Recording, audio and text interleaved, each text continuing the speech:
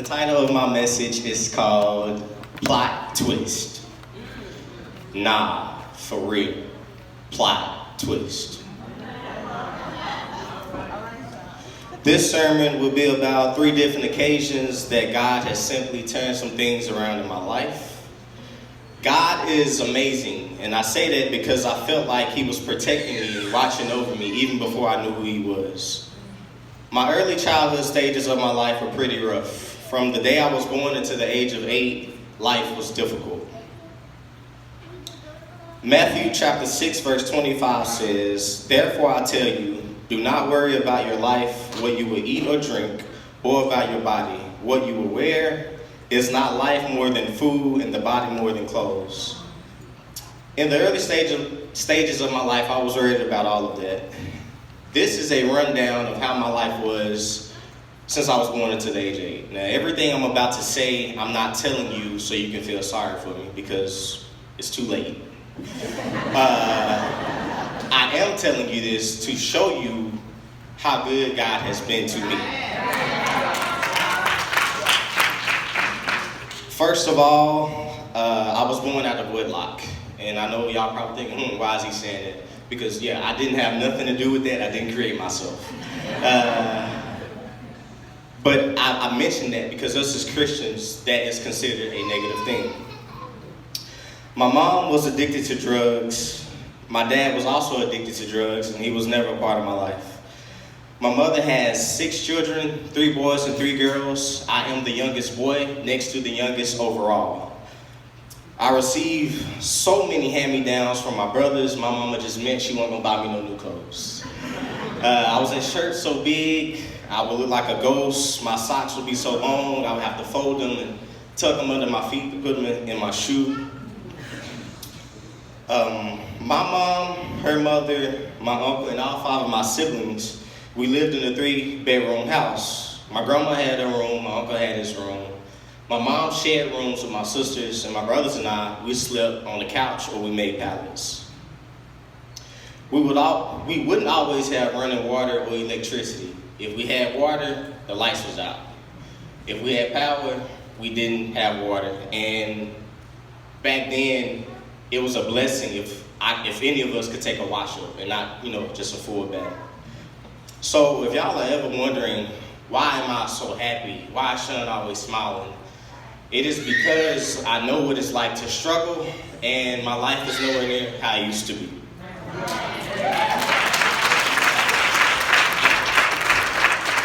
Now, this is how I know God has been protecting me since day one. My oldest brother is a part of a gang. Now, I'm not going to say which one because I don't want no problems out of nobody. But I'm sure as y'all know, if you're a part of a gang, you do some pretty bad stuff. My brother has been in plenty of fights and plenty of shootouts.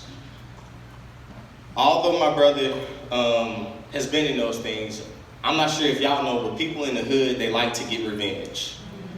Although my brother has been in shootouts, been in fights, I can testify today that I've never been jumped, I've never been shot at because of what my brother has done. So nobody has never harmed me for trying to pay him back.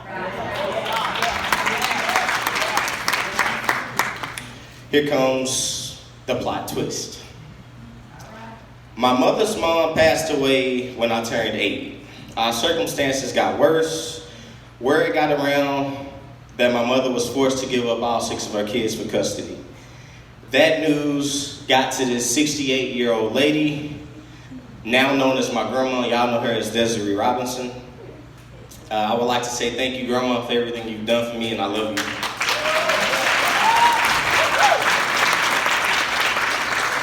So I met this grandma, Desiree, at the age of 8. It was the weirdest thing ever because when we first met, she was like, "Hi, I'm your grandmother."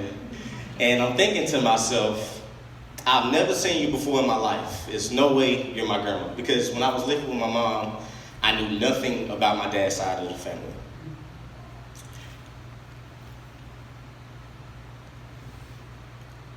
Desiree came to my mom's house one day and told me to pack whatever I needed because we were going home.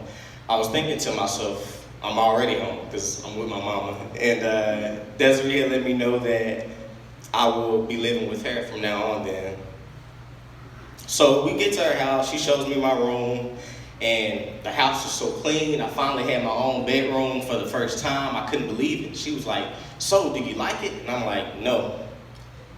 I only said no because at that point I realized I was about to grow up without my brothers and sisters, and I was gonna miss them. When I was a little boy, I had no father. My oldest brother was my father figure. He was the person I looked up to. Since my grandma got custody of me, BJ has been my father figure, and many other people. Shout out to Dominic back there. I would like for y'all to look at this drum set. That is KC, and I want y'all to pray for his daughter, Brielle, because KC whoops kids just as hard as he played them drums. Trust me, I know firsthand. I'm gonna tell you what happened. I got in trouble one day, and I knew I was in trouble, but I thought I was finna get out of getting a whooping. BJ wasn't there, and lo and behold, Casey was like, I got it. I was like, damn, I'm really finna get a whooping. So he take me all the way to the back of the restaurant, the storage room. We call it the woodshed since I got a whooping back there now. And Casey was whooping me, and I'm sure y'all know, y'all try to tense up when somebody whoop y'all. He told me to stop looking at him. So I could not get ready for his licks because he told me to stop looking. So thanks for the whooping, bro. Moving on to my second plot twist. This has to do with my education. Jeremiah chapter 29, "For I know the plans I have for you, declares the Lord, plans for welfare and not for evil, to give you a future and a hope." For those of you who don't know, I attended Southwest Tennessee Community College after graduating from the high school. For those of you who don't know what the high school is, it is Central High School. Thank all y'all. So when I first attended Southwest, I went to Southwest with the Tennessee Promise Scholarship. For those of you who don't know what that is, the Tennessee Promise Scholarship allows you to go to a community college or a 4-year university as long as they have an associate's degree program for free. So I went to Southwest my first year, and after my first year, I got a call from financial aid that had let me know that I no longer had the Tennessee Promise Scholarship. So at this point, I'm thinking, man, what am I gonna do? I don't know how I'm gonna get out of this college. Here comes the plot twist. To make a long story short, every semester I had at Southwest was free. My FAFSA paid for everything. They paid for my classes. They gave me a book allowance, so I never had to pay for books. And I still got a refund check. Now, I will admit that I did stay at Southwest longer than I expected to be. I was only supposed to be there for 2 years, but I didn't take any summer classes, so I had to go there for an extra year. Southwest had let me know that if I was to take summer classes, I would have to pay out of pocket. But if I went during the regular school year, it would be free. So I think y'all know what I did. I took the free route. Went to Southwest for 3 years for free. This past May, I graduated from Southwest with an associate degree in business administration.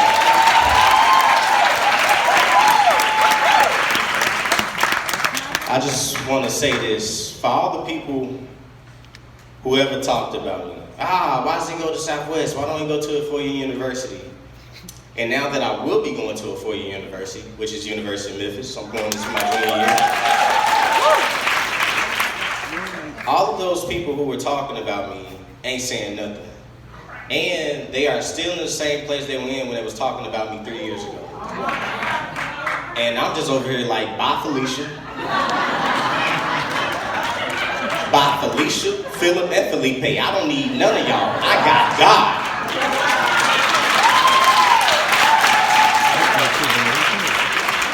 Y'all ever been to the old church? They be like, there is a God. Yeah, it's a God. I believe in him too. He's real.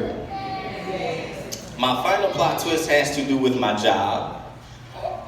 Proverbs chapter 12, verse 24 says, diligent hands will rule, but laziness ends in forced labor. As you all know, my family owns Cozy Corner Restaurant, and of course I work with them. They put me to work as soon as they got me, so yes, I started at 8 years old. I would sweep, mop, clean the restrooms, call out orders in my high-pitched voice, and work the cash registers. At this time, they would pay me $10 to $15 every Saturday, and boy, did I think I was making some money.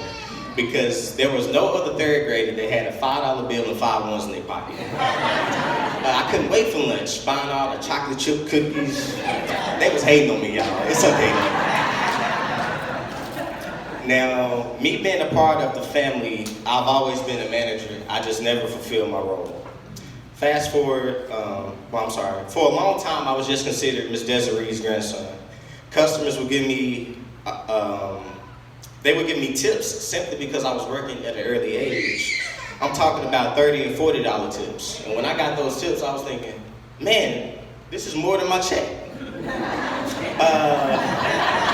Because I was getting paid $10 to $15. Fast forward to now, this year, BJ and I had a talk and he wanted me to step up and take on more responsibility. I just wanted to know if I was going to get paid more than $15 every Saturday. Now that I have accepted this role, I consider myself to be his right-hand man. Everything that I was doing at the age of 8, I have to make sure that's getting done through other people.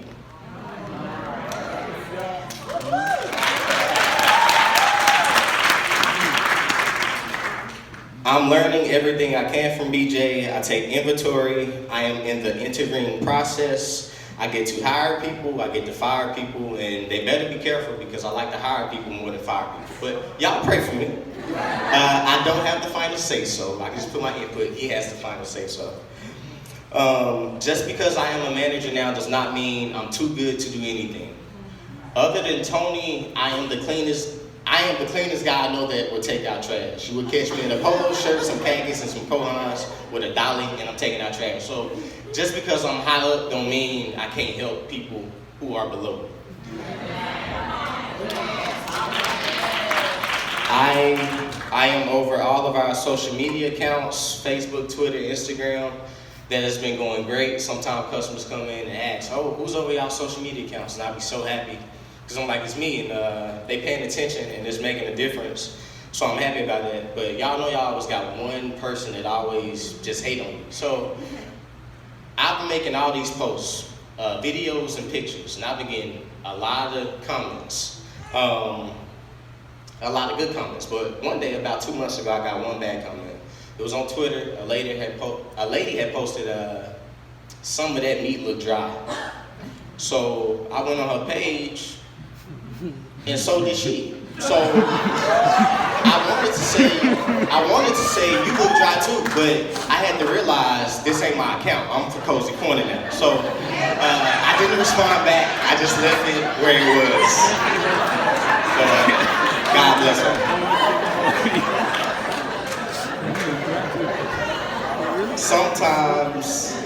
Sometimes you have to do some things you've never done before.